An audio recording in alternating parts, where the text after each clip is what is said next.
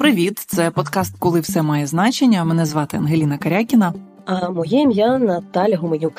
Сьогодні ми говоримо про дуже відомого гостя Наталки, американського дипломата, викладача, колишнього посла США у Росії Майкла Макфола, який також багато разів був в Україні і, звісно, багато коментує події в Україні, війну Росії проти України. Ну і його, Наталко, поправ мене, якщо я помиляюся, можна назвати певним архітектором політики Обами щодо Росії. Я не знаю, чи це до кінця коректно, але принаймні він багато з цим працював в офісі Обами.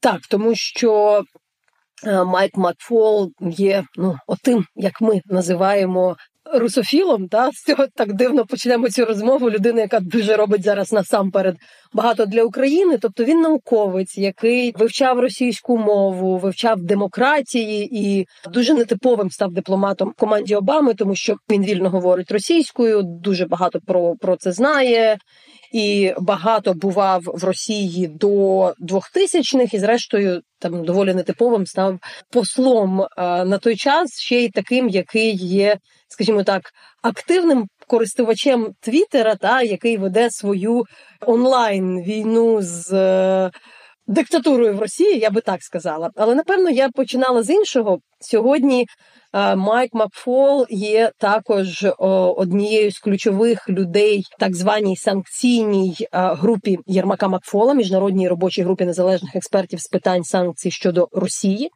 яка напрацьовує документи, стратегії.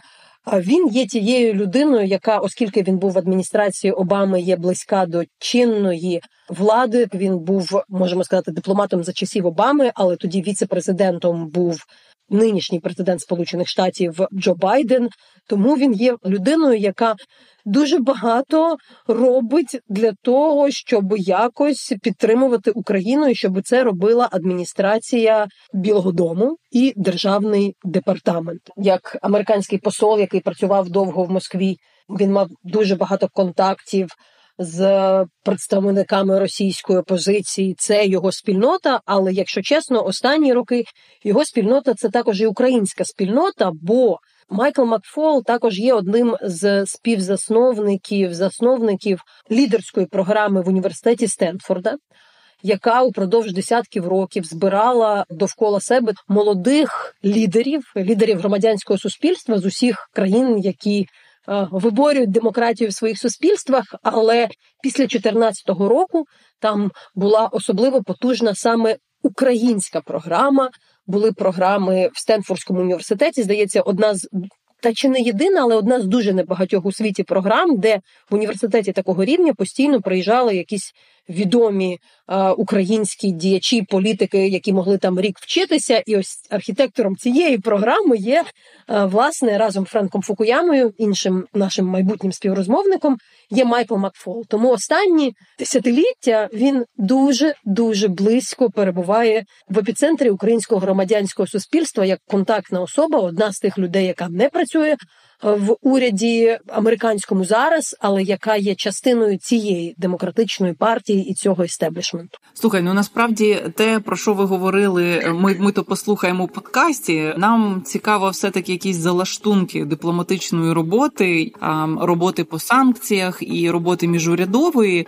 Розкажи те, що можна розказати, бо ви все-таки бачилися в неофіційній обстановці також. Як це у вас відбувалося? Це раз, два, що йому теж цікаво знати, якої інформації йому бракує для ухвалення рішень? Власне, я була в Стенфорді. Я спочатку була на запрошення, читала лекцію в університеті Лос-Анджелесу, Каліфорнії, але Стенфордський університет в Пало-Альто трошки, скажімо так, неподалік. Я у 2018 році дуже коротко, кілька тижнів була учасницею програми цих молодих лідерів, де викладав, власне, і Майкл, і Френк Фукуяма. І фактично я там повернулася в свій короткий університет, де ми мали і цю розмову, але так само мали там більшу зустріч, коли він покликав вкладачів, колег, а це там середовище колишніх американських послів, оцих всіх очільників американських аналітичних інституцій, які працюють з Україною, тих там, я не можу сказати, це студентів, але дослідників, які працюють, і я там мала розмову говорити висловитися, розповісти, про що відбувається в Україні зсередини, про нашу роботу. Вони дуже залучені в український процес, і він зокрема. Тому це питання рівня, що відбувається в Вовчанську, що відбувається в Липцях, яка ситуація з мобілізацією, але дуже багато питань, які стосуються функціонування української держави, як це працює. Знаєте, є такий шар звичних питань, які ставлять там американські редактори, американські журналісти про вибори, про ще якісь загальні речі, в тому від війни. Але і Майкла, і ту кількість людей, перед якою я мала змогу говорити, насамперед цікавили деталі, там і ситуація зі світлом, і ситуація з тим, чи є там зброя, якої бракує, як це напряму впливає. Я додам, що цього немає в самій розмові, але Майк також наполягає, що Україна має дуже велику суб'єктність, і він якраз апологет того, що не мають багато говорити американські дипломати, в тому числі українцям, як їм щось робити. Що це не дуже коректно і неправильно. Українці, які пройшли війну, мають вирішувати самі, що їм робити. Він насправді якісь питання по то саме функціонування групи Макфола, Єрмака, вона є в питанні. Я не можу сказати, що там були якісь залаштунки, чесно кажучи, якісь враження, про що я буду зараз говорити. Але вони дійсно так само переймаються тим, якою є там українська демократія під час війни, бо фактично спілкуються на відстані, але спілкуються з великою кількістю українців в політикумі, зумисно для того, щоб допомагати. Скажімо, вони там були великими апологетами того, щоб були дозволи на те, щоб вражати цілі на території Росії, без чого Україна не може виграти війну. Я, чесно кажучи, все-таки цікавилася теж більше залаштунками того, які настрої є в американському суспільстві зараз і естеблішменті. Зокрема, напевно, додам, Майкл також сказав, що все-таки тут треба розуміти, що конкретно на цьому відтинку історії, де виборча кампанія, на відміну від інших американців, які там аналітики, хто завгодно, він є представником демократичної партії, для нього зараз ключове завдання – це зробити все можливе, щоб демократи виграли, бо він вважає, що це буде найкращим для України. І це є найголовнішим, ніж будь-які точкові рішення. Ну що ж, тоді слухаємо розмову Наталки Гуменюк з американським дипломатом, викладачем, колишнім послом США в Росії Майклом Макфолом. Mike, I was looking forward to meet you in person, Good to see you again. It's always better. So first of all, thanks a lot for all your support to Ukraine. But I think at this stage, I really would ask you to explain, like more or less the American concern, the American position. Because the more I talk to different people, they would speak about like, oh, this war is too far away, it's one of many, or other chances that Ukraine will win. So, the signals are more puzzling among even supporters from Ukraine. Well, so that's a big, hard question, and I don't have a good answer. I think I want to kind of untangle it and maybe talk about the Biden administration, elites, and the American people, because they're not all the same.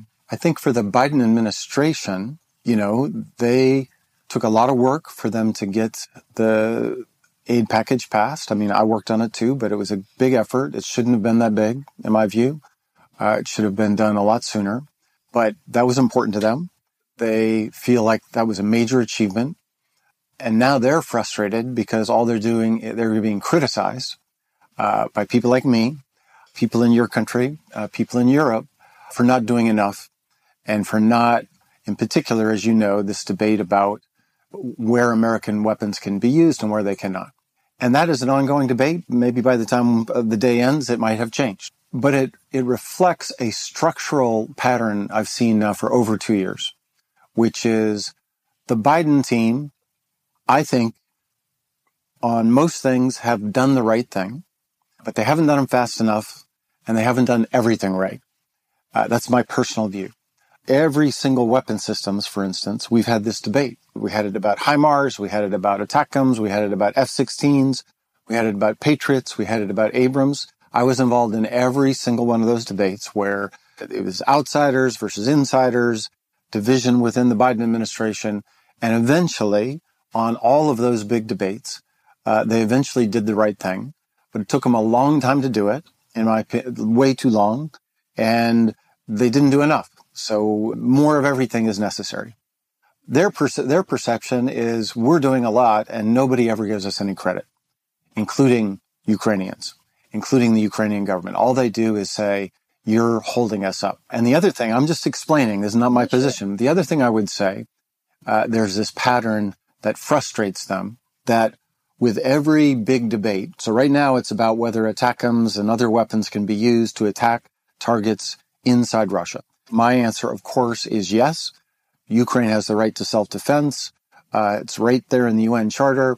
This, to me, should not be a debate. But I said that about HIMARS, ATACMS, and all these other weapon systems for 2.5 years. Their other, I think, scratchy complaint, when they get really defensive, is you guys, people like me, you think that every one of these debates is going to be the silver bullet, and then we finally give Abrams tanks, or we finally give HIMARS, and then it's going to change the course of the war, and it's not. That's what I hear right now with this debate about using American weapons to attack Russian targets. Like, if only they would just do this decision tomorrow, Ukraine is going to win. And that they don't think that is accurate. That's on their side. On your side, I mean, I talk to your government officials fairly frequently, and I hear and watch the debates. I hear frustration too, because you're losing your people every day. Like, so there's a sense of urgency for Ukrainians, which I sympathize with, that doesn't have the same urgency, hair on fire intensity from the Biden administration. And then there's one other piece, just, the way I see it, and my views are very clear. They have been for 2 years, but the Biden administration is genuinely worried about escalation and the use of a nuclear weapon. Not the word escalation is too abstract. It's really about one thing, the use of nuclear weapons. I've said this for 2 years. I think they're wrong about this. I have not seen a scenario for 2.5 years under which it would be rational, acceptable, or even probable that Putin would use a nuclear weapon. And remember, he's not going to use a nuclear weapon against us. He's going to use a nuclear weapon against you. But they have a different assessment of that threat. Today, I think it's even more unlikely for two big reasons. Well, related reasons. One, Putin thinks he's winning. So why does he need, you use nuclear weapons when you're, rat in the cornered and almost losing, like it was in the fall of 2022. That's when the threat of a use of a nuclear weapon was higher than today. He doesn't feel that today. You can see it in the way he talks. And second, he's waiting for Trump. Very rationally, by the way. If I were Putin, I would want Trump to win. So why would he risk becoming a pariah, most in America and China, India, all over the world, by using a nuclear weapon now, when Trump might be elected just a few months from now and might completely change the prospects for Putin achieving his objectives? So that's the other piece. And I just find it's a frustrating time right now. Everybody's frustrated and everybody's kind of angry at each other. You mentioned some people in Ukraine, and it's not really about also myself expressing this view, but I do hear that like, but they don't want us to win, or they definitely don't want Russia to lose. What you would say on that? I don't think that's accurate. I really don't. I don't know for sure. I want to be clear. I don't want to exaggerate my knowledge of the Biden administration. I mean, I know a lot of these people. I worked with them before, and I interact with them from time to time. I think everybody would celebrate the return of the 1991 borders. That would be a fantastic victory. And by the way, people forget that about Biden's own electoral interests and place in history interests. Who would you rather be? The president that gave Ukraine just enough weapons to have a stalemate for years and years and years, and that's what historians like me will write about? Or that he was the guy that did what it took to push the Russians out of Ukraine? Of course he wants to be the second person. You already mentioned the prospect of the elections. Again, it's still a speculation, but what are your, views on what can happen? What are prognoses today, the chances of Trump being elected, especially after all these core decisions, wherever, if they even matter to his his electorate, but still. Well, I think he has a good chance of winning. I think Biden has a good chance of winning. I think it's a very tight election. I don't pretend to be an expert, but I have lots of friends that are in the campaign, in the Biden campaign.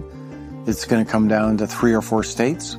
And in those states, it's going to come down to a dozen counties. And we know exactly where they're at. They're between the cities and you would call it the agricultural, what do you say, in the provinces, the rural-urban divide. That's what we call it. Remember, there's a misunderstanding in America, maybe in Ukraine too, about how we're divided. We're not divided between red states and blue states. That's not true. We're divided between blue cities and red counties, rural counties. So I'm from Montana. It's considered a very red state. But if you look more closely, all of the major cities in Montana voted for Biden, and all the rural areas voted for Trump.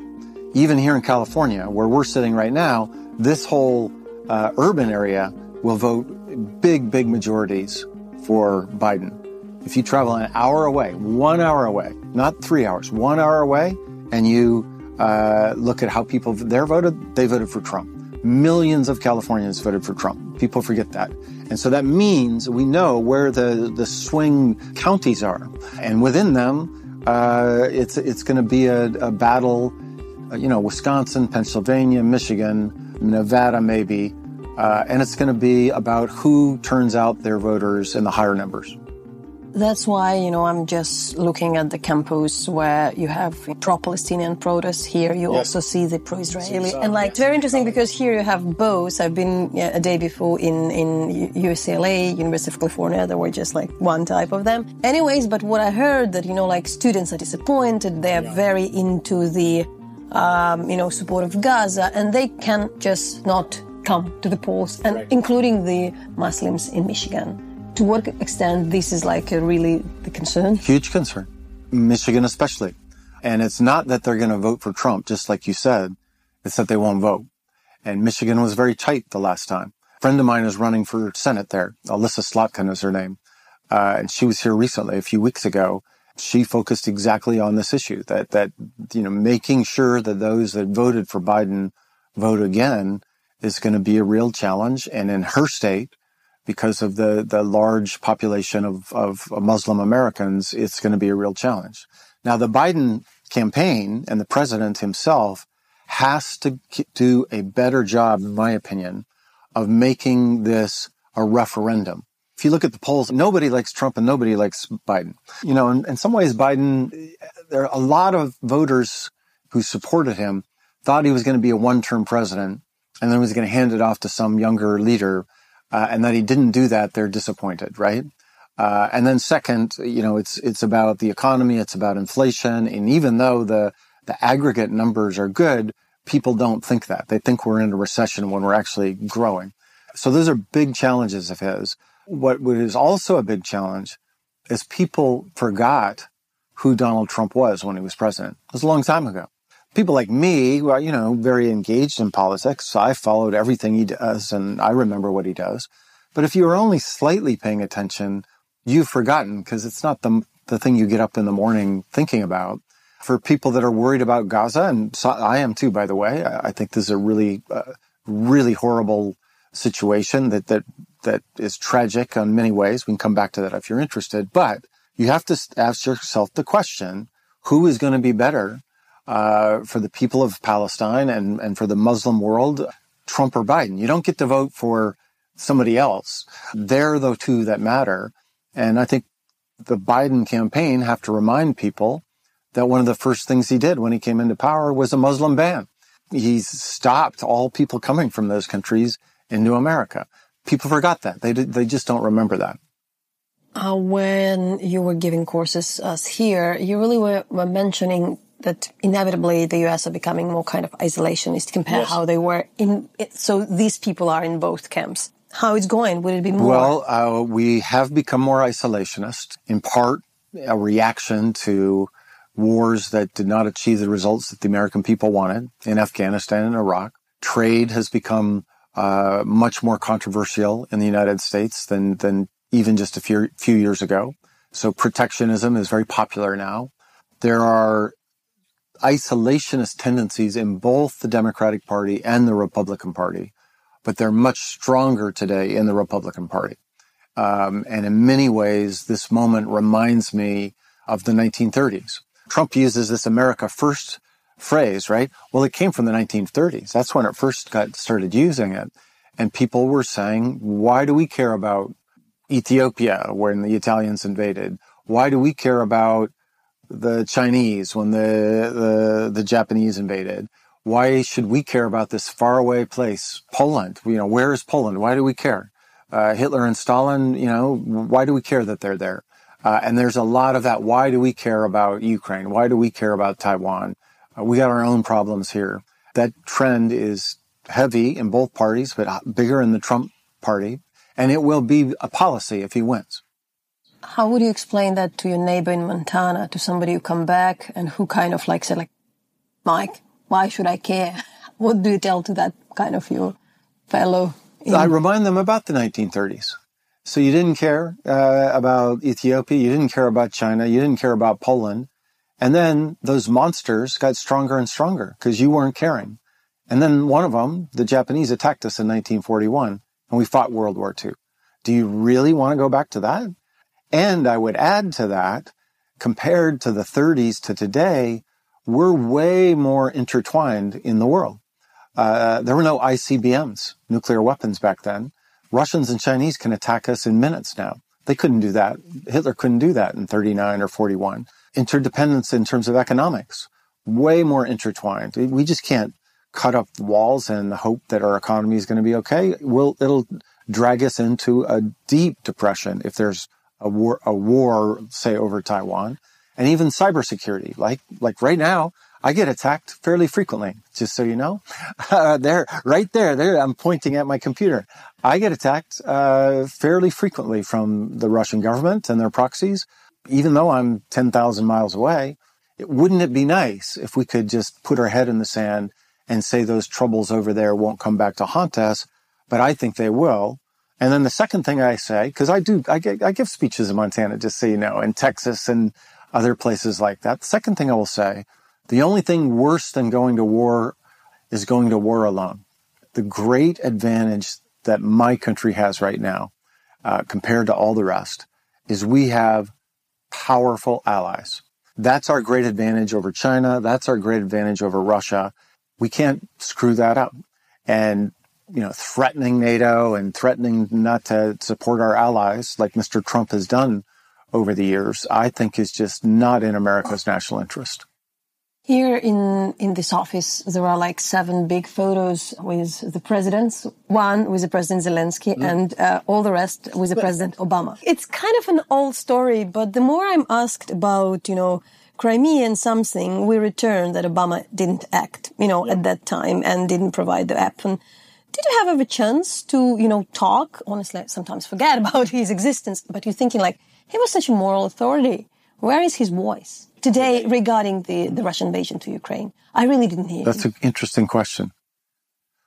Well, going back to 2014, and I would go back further, by the way, I would go back to 2008. Well, let me be precise.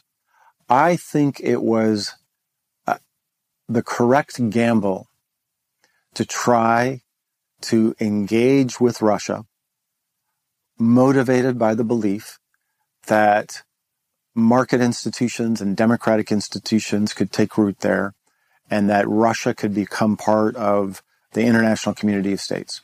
I think that gamble was worth taking. It failed. We now know that, but I think it was a gamble worth taking. And it was not inevitable that we would be where we are today. I don't believe that. I don't believe that, history is determined by long-term structural features. I think there were choices and agents, and had Putin not become president in 2000, for instance, things could have been different. But our mistake was not that gamble. Our mistake was not hedging our bets against failure. What we should have done is hedged our bets. What we should have done is expanded NATO as rapidly and as far as possible when we had the power to do it and Russia could do nothing about it. Back in the 90s. When you go back and you remember the history, it's not so easy, especially in your country, because in your country, people were not enthusiastic about joining NATO in those periods. I remember I was working in the government, traveled to Ukraine with Vice President Biden in 2009, We met with President Yushchenko, and he told us that your society was divided about NATO. And then the next day, your society elected Yanukovych, right? So it's too easy to say in retrospect it was all our fault. It's actually much more complicated, right? But I think that was the big mistake.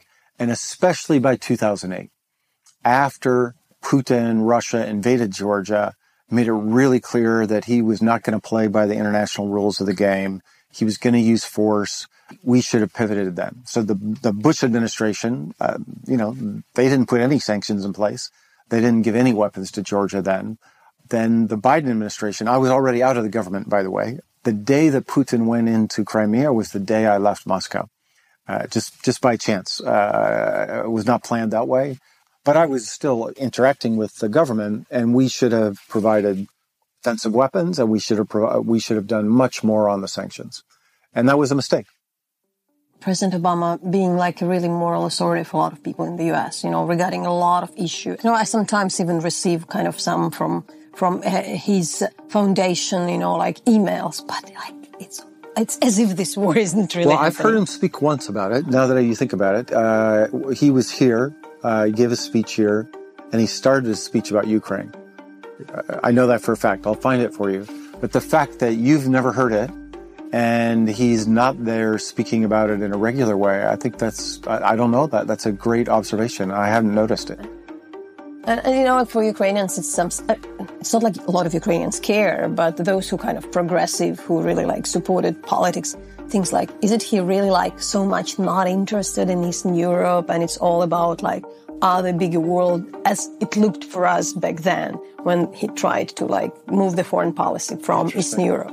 Well, I would say two things about him and his views, because I did work for him for 5 years, and I think what you just said is right, that he came in as I actually think he was the first American president who was not, his formative world experience was not the Cold War and the transatlantic relationship and East versus West. He's a North-South guy. You're absolutely right about that, because of where his father's from, his mother. He definitely thought more about that relationship than the East-West, and wanted to give more attention to Southeast Asia, to Africa, etc. That is true. The other thing, because I'm thinking about your really good question that I don't have a good answer to, I think part of why, but I don't know, but I'm guessing, that he's not as engaged publicly right now is because it is such a divisive issue right now that he may not want to be contradicting President Biden. I should say it was not divisive in 2022. That's true. He was still not there. Good point. Anyways, Yermak-McFaul expert group on Russian sanctions. That's something you are working in. What it is, how it works. To be honest, for a lot of Ukrainians, Mr. Yermak is unreachable. So I'm happy to ask you, what is that? How it's working? First of all, just to be very specific, the group is formally called the International Working Group on Russian Sanctions. And I'm the coordinator of that group. And I say that in precise terms because we are independent of all governments. We're nonpartisan. We're volunteers. And our mission statement, that's on our website and on every one of our papers, is we want to reduce the money that Putin has and reduce the technology that Putin has to hasten the end of his barbaric invasion of Ukraine. So that's our goal. Then we think, well, how can we help do that? And what we do is we generate ideas about new ways, new kinds of sanctions, new kinds of export controls. That's what we do.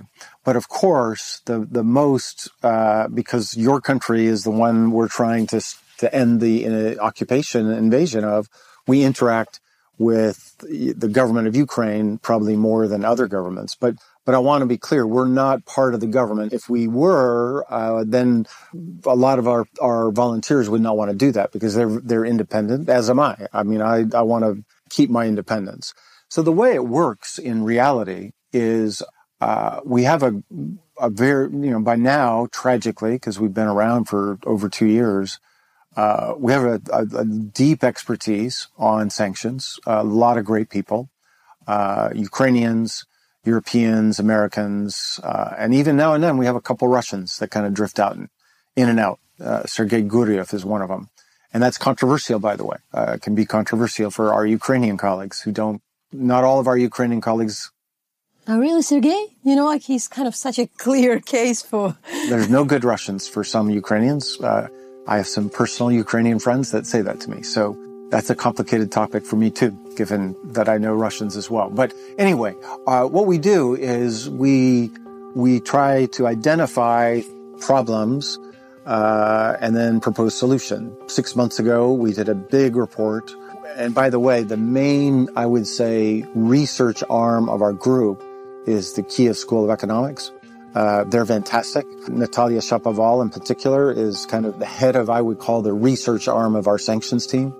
And they aggregated this data, which is now conventional wisdom, but it wasn't back then, about all the ways that not just China, but Germany and America and other Western liberal democracies are allowing their technology to go to Hong Kong and Kazakhstan and Georgia and Armenia to then go to the Russian military-industrial complex.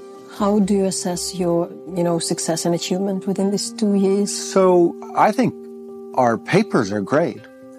That's not the problem. The problem is that the governments haven't adopted all of our ideas.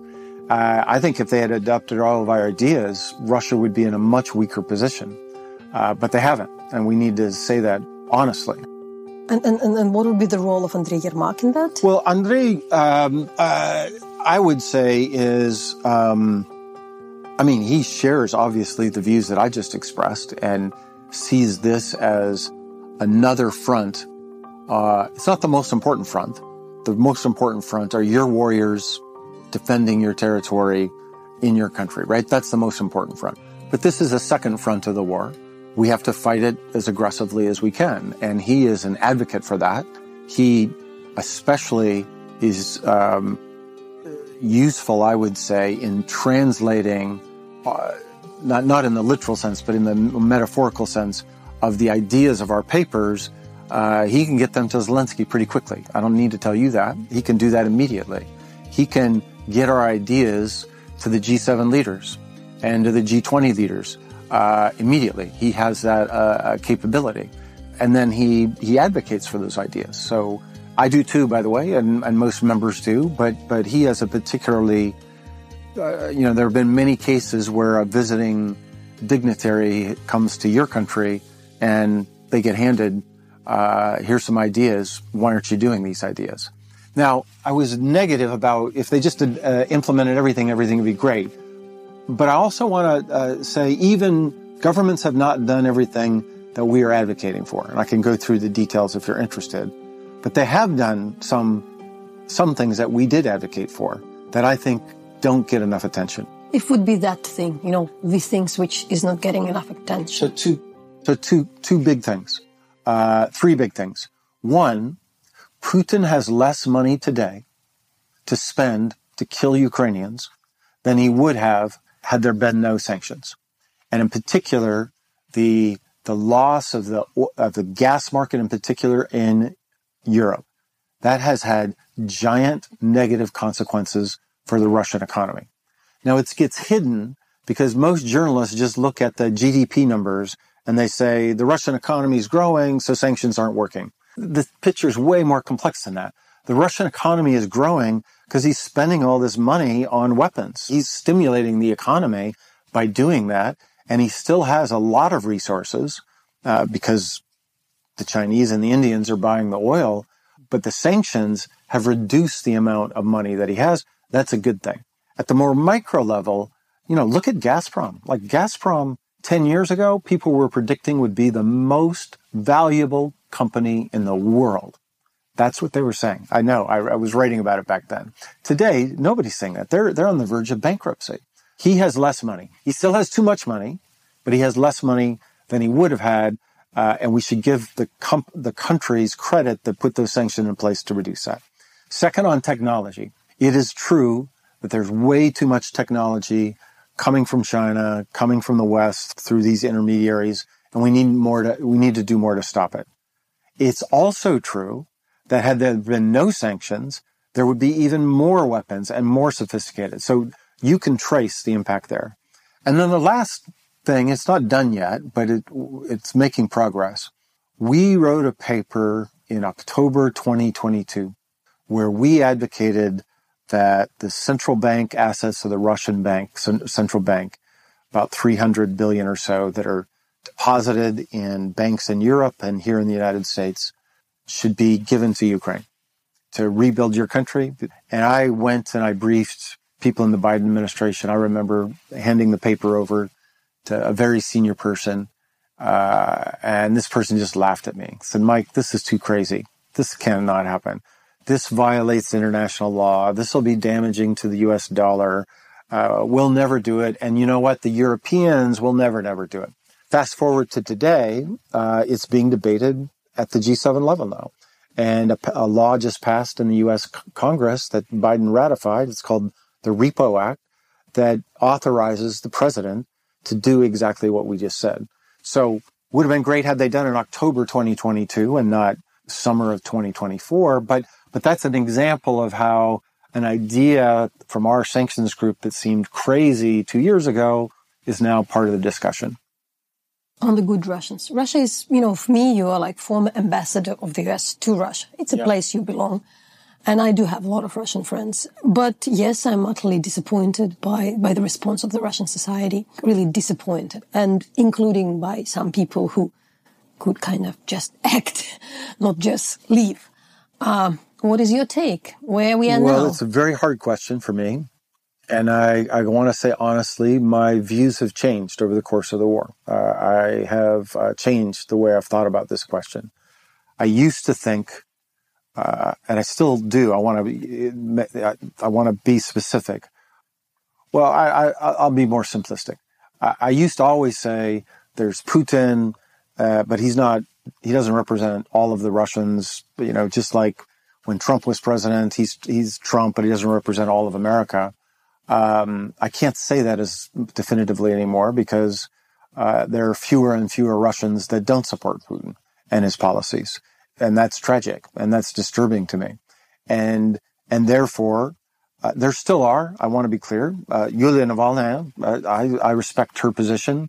There are others that are definitively, most living outside of Russia trying to, they see that the way to defeat Putin is to help Ukraine win. That's if you want to defeat Putin, if you want to weaken Putin, give arms to Ukrainian warriors. It's just that simple. And if you can't say that, because a lot of Russians won't say that, well, then you're not serious about actually challenging Putin, in my view. And I've had some very deep, hard debates with my Russian colleagues about exactly what I just said. And they're like, well, Mike, it's our country. We can't endorse killing Russian soldiers. And I said, no, unfortunately, that's not true. That's not a moral position anymore.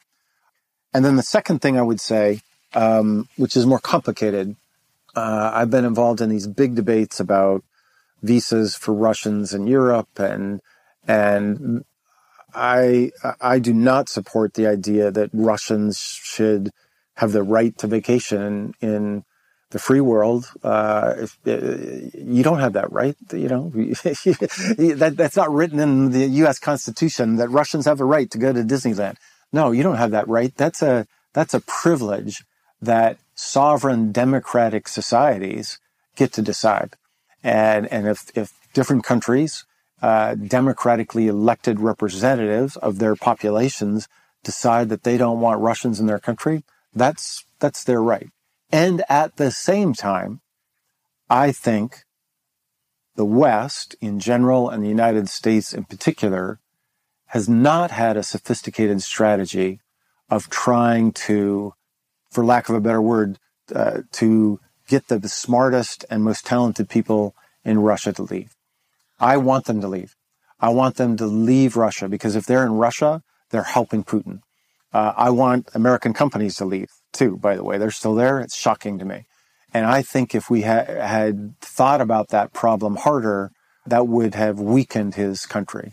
But now it's kind of too late.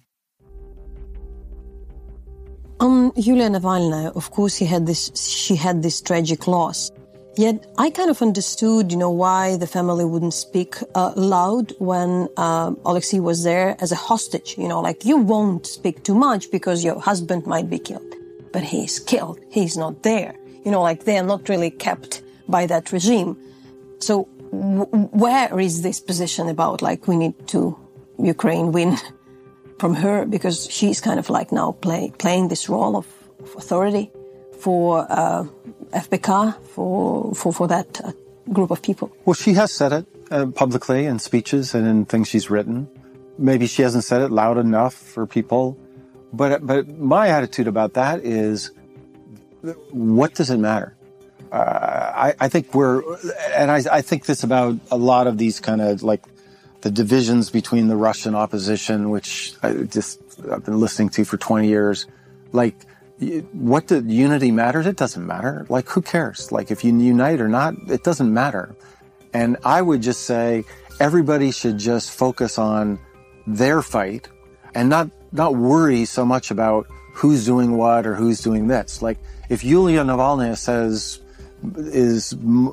things stronger about the war, it doesn't matter. And I think we get too obsessed, Ukrainians and Americans both, because we're frustrated.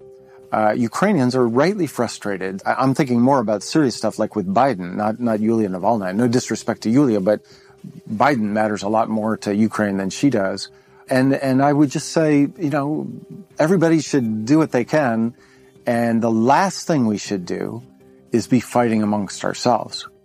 Do you understand the strategy of the Russian liberals today? We've given them some time to think, but it's already summer of 2024. I don't speak for them. I don't. Are you aware of something? I'm not really asking you to speak for them. I think their main focus, to the best that I understand it, honestly, I don't spend a lot of attention on it because it's so inconsequential compared to fighting for weapons for Ukrainians and fighting for sanctions.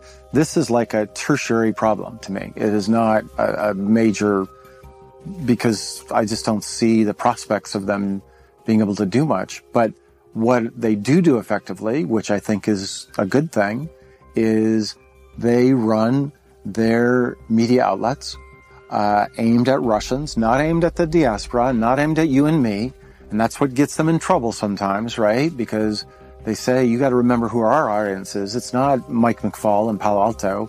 It's Ivan Ivanovich in Volgograd.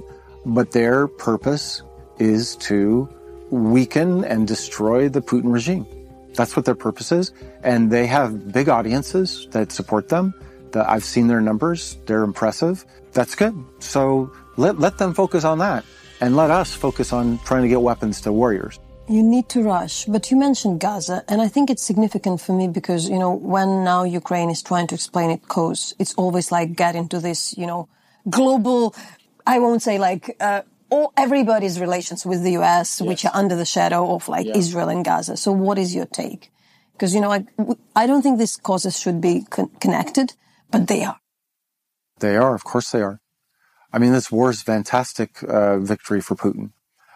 It's just manna from heaven for all sorts of reasons. But the main reason is that the world is now focused on Gaza and not on your country. As you know, I work for one of the major television stations here in America, networks, NBC. And as a result of the war in the Middle East, our coverage of Ukraine has gone way down, way down. It puts us in the eyes of our students, as you saw, many of our students, not all of our students, we're divided here, and in the eyes of people all over the world, where we have been trying, and Yermak too, by the way, has been trying to mobilize support in other parts of the world. Suddenly, this thing puts us just in we're supporting the wrong side for millions of people around the world, and then we have to play this whataboutism game, which I think is ridiculous. The notion that somehow Israel and Russia should be compared makes no sense to me. But I can tell you, because I give talks around the country and around the world, comes up every time. What's the answer? Well, of course, we get, ceasefire as soon as possible. And I think what President Biden's trying to do is the right answer. But Mr. Netanyahu, who I used to see around from time to time in the government, he's got his own views and his own position. And there's a big misunderstanding between Israeli society and American society about the war. There are a lot of people in Israel who do not support Netanyahu. There are very few people in Israel that don't support the war. And we don't, the critics of Israeli military behavior in Gaza don't get that. They think, they conflate those two. What would you say to the Ukrainians which are listening to us at this stage? Not like as somebody who's really, emotionally invested so much into our country. Well, I'd say two things. One is, I cannot imagine how exhausting, traumatizing, horrible it must be to have been fighting Putin's military for as long as you have. And I interact with Ukrainians fairly often, and everybody it's a national trauma. I don't have to tell you, but I want people to know I don't feel it personally, but I feel it. I feel the exhaustion, right? In talking to people. I also feel what I hear from many Ukrainians. It's like, you don't have a choice. It's not like there's an option B. Like, okay, we're going to stop fighting this war and, pretend we're Canada. Well, Putin's not going to let you pretend you're Canada. So there's no choice. And I think that's the part that Americans don't get. Like, somehow, you should, I get criticized all the time that I'm some, war monger because I say we should arm Ukrainians. I don't say it because I love war. I hate war. I just don't see how disarming Ukraine is going to lead to peace. It's going to lead to more war, more destruction, more occupation, more kidnapping. And that must be a heavy, heavy burden for all Ukrainians, but also President Zelensky and his team. The last thing I'll say, I'll say it analytically and then I'll say it in a personal way. Analytically, I'm a huge optimist about Ukraine. You had a long struggle with the end of communism, ups and downs, revolutions, but now your fate is sealed. Your fate is you are moving towards Europe, moving faster than anybody thought, by the way, you could. You will be a member of NATO. You will have one of the most technologically savvy economies in all of Europe. You will be a exporter of security for the rest of Europe, both in terms of providing security for the NATO alliance, but also weapons and technology. That's the long term. I have no doubt about that. I just don't know how long it will take to get there. But that, there's this phrase in Russian, right? The train has left the station on that. That I'm convinced of 100%.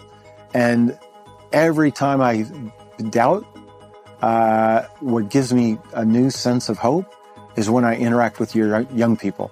I just did a Zoom call with 30 Ukrainian students, mostly college students.